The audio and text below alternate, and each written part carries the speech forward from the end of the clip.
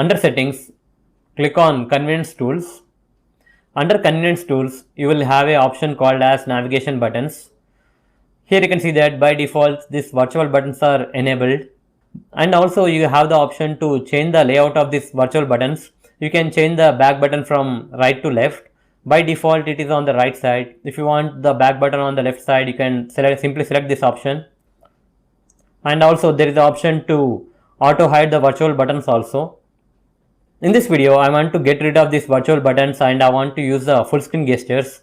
To enable the full screen gestures, under navigation buttons itself, above virtual buttons, you will find this option, swipe gestures from both sides.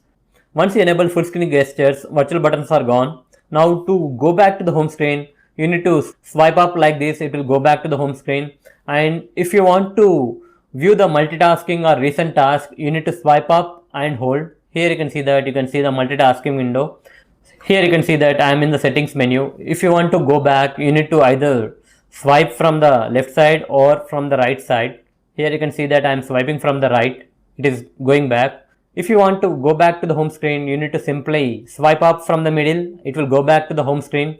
And if you want to open the multitasking window, you need to simply swipe up and hold. Here you can see that multitasking window is opening up. Now if you want to go back, you need to simply swipe up.